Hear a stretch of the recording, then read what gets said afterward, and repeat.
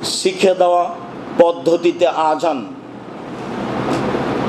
আবু কাতাদা রাদিয়াল্লাহু তাআলা আনহু বলেন, রাসূল সাল্লাল্লাহু আলাইহি সাল্লাম বলেছেন, এজা উকিমাতিস সালাহ, যখন আজানের পরে একামাত দেওয়া হবে, ফালা তাকুমু হাত্তা তারাউনি কাদ খারাজত, তো একামাত দেওয়া হলেই দাঁড়ায়ও না, একামাত দেওয়া হলেই দাঁড়ায় না যতক্ষণ পর্যন্ত আমাকে না দেখেছ। তবে একামাত শুরু হলে আরো হাদিস অনুযায়ী দাঁড়ানো যায়। আর এখন অধিকাংশ মসজিদে ইমাম বলছে যে দাঁড়ান, তো সবাই যখন দাঁড়িয়ে লাইন ঠিক হয়ে গেছে তখন মুয়াজ্জিন একামাত দিচ্ছে। তো এই একামাত এখন কি করবেন, একামাত তো বাদ পড়ে গেছে, মানে একামাতের তো কাজ শেষ। তো মানুষ তো এমনি দাঁড়িয়ে গেছে, মানে সুন্নাত কিভাবে উল্টে আছে। আর ইমাম সাহেব তো কেবলার দিকে মুখ করে আছেন বাসাতের পাগড়ি পরে। ইনি যখন একামাত কাদকামাতি সালাত বলবেন তখন তিনি আল্লাহু আকবার বলবেন। অথচ কোনো এক সময়ে বলেছি, এখানেই বলেছি, মুহাম্মদ সাল্লাল্লাহু আলাইহি সাল্লাম 23 বছর যাবত ইমামতি করেছেন। 23 বছরে কোনো একদিন কোনো এক ওয়াক্ত সালাত, আপনারা কাতার সোজা করুন, প্রাচীরের মতো হয়ে দাঁড়ান, ফাঁকা বন্ধ করুন, এই কথা না বলে সালাত শুরু করেছেন। এর প্রমাণ কিয়ামত পর্যন্ত কেউ দিতে পারবেন। অথচ আপনার মসজিদে ইমাম সাহেব একদিনও বলেন না। ইমাম সাহেবের এই বালাই নাই, উনি তো ওই কেবলা দিকে মুখ করে আছে। আর একামাত তো দাঁড়িয়ে যাওয়ার পরে, একামাত দাঁড়িয়ে যাওয়ার আগে, দাঁড়িয়ে যাওয়ার পরে একামাত নয়, দাঁড়িয়ে যাওয়ার পরে একামাত নয়, বরং একামাতের পরে দাঁড়ানো বা একামাতের সময় দাঁড়ানো, আগে দাঁড়ানোর কোনো প্রশ্নই আসে না। এটা উজ্জ্বল শরীয়তে স্পষ্ট বেদাত। এই নীতি রাসূলের নয়, এই নীতি সাহাবীর নয়, এই নীতি তাবির নয়, এই নীতি পৃথিবীর কোনো বড় বিদ্বানের নয়। আবু হানিফা রাহিমাহুল্লাহর নয়, ইমাম মালিকের নয়, ইমাম শাফির নয়, ইমাম আহমদ বিন হাম্বলের নয়, পৃথিবীর কোনো বিদ্বানের এই নীতি নয়। যারা বিশাল বিশাল ফিকহ গ্রন্থ লিখেছে তাদের এই নীতি নয় যে আগেই দাঁড়িয়ে যেতে হবে তারপরে একামত হবে, হতেই পারে না। এটা এই জল শরীয়তে স্পষ্ট জ্বলন্ত বেদাত। সম্মানিত দিনী ভাই বোন, বলছিলাম রাসূল সাল্লাল্লাহু আলাইহি সাল্লাম বললেন যে একামত দেওয়া হলে তোমরা দাঁড়াবা না, আমাকে দেখবা যে আমি বের হয়েছি কিনা ইমামতির জন্য। তাহলে একামতের পরে দাঁড়াবে ভাই, এতটুক বলা যেতে পারে। আর হাদিস অনুযায়ী একামত মানে দাঁড়াও, আগে দাঁড়িয়ে যাওয়ার তো কোনো প্রশ্নই আসে না। সম্মানিত দিনী ভাই বোন, বিষয়টি বুঝে আমল করার চেষ্টা করি। আল্লাহুম্মা সাল্লি আলাইহি আল্লাহুম্মা বারিক আলাইহি।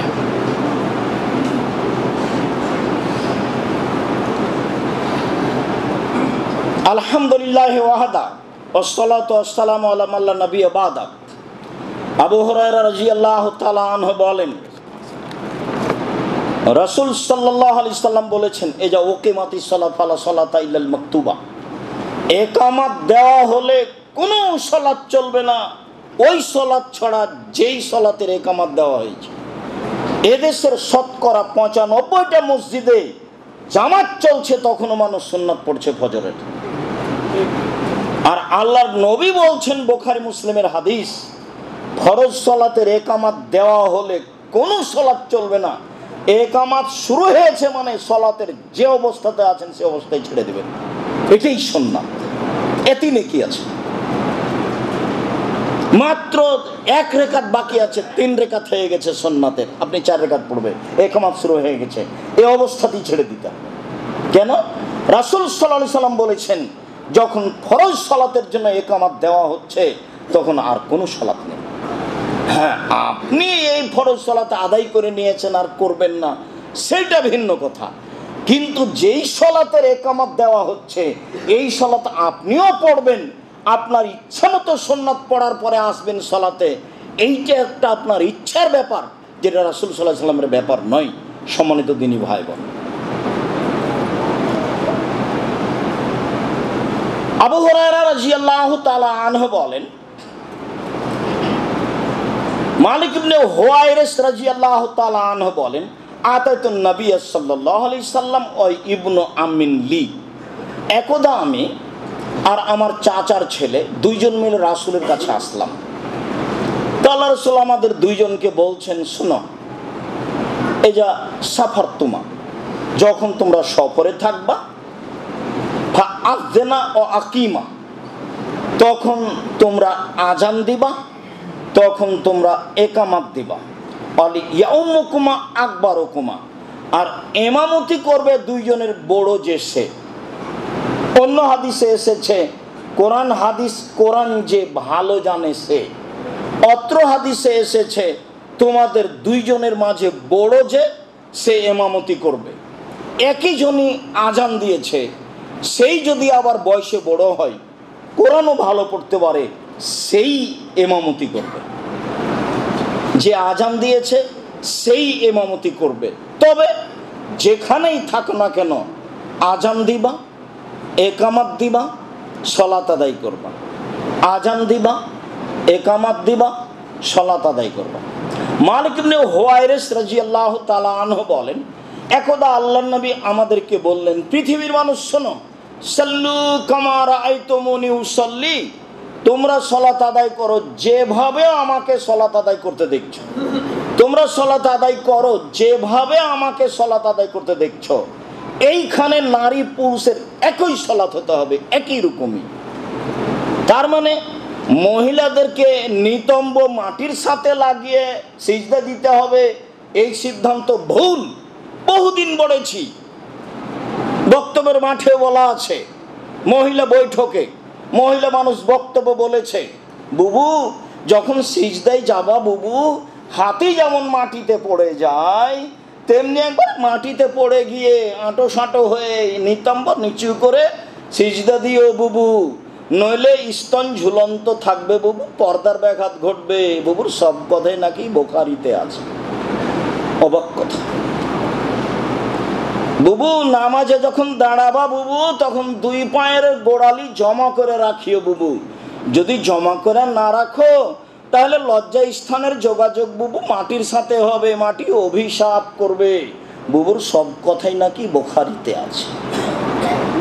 বুবু শাড়ি পরে সালাত আদায় করলে ল্যাঙ্গট পরিও, নইলে লজ্জা স্থানের যোগাযোগ বুবু মাটির সাথে হবে, মাটি অভিশাপ করবে।